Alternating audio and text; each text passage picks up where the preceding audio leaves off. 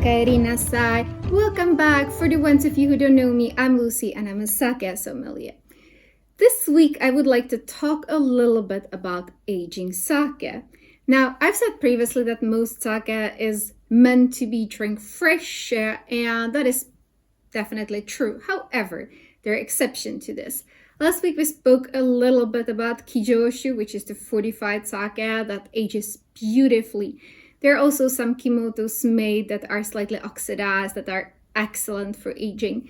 However, there is a special type of sake that has been aged, and it's called Koshu. Koshu is really easy to recognize. It reminds in color of Koshu. It's golden, almost amber, and it has a very easily recognizable kanji.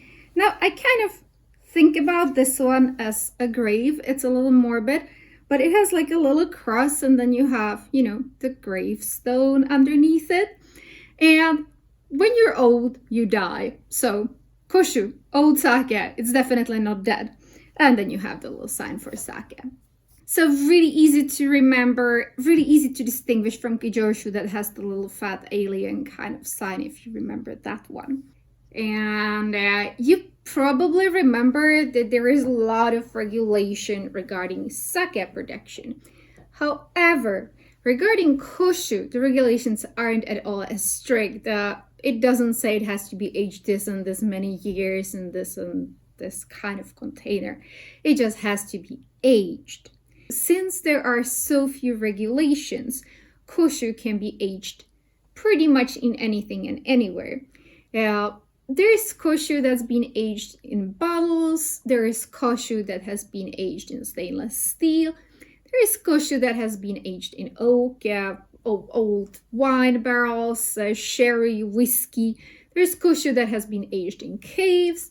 There's Koshu that has been aged under the sea. So the variation is extremely large.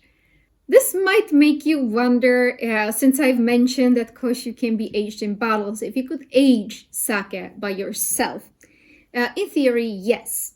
Koshu is usually made in a way that makes it suitable for aging. It usually has higher acidity and more structure so that it has potential for developing in a certain way.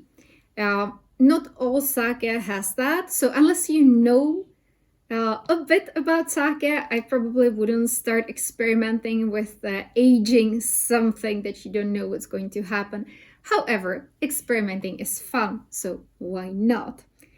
Koshu, a really interesting drink from really nutty, beautiful caramel flavors that goes well with desserts to savory,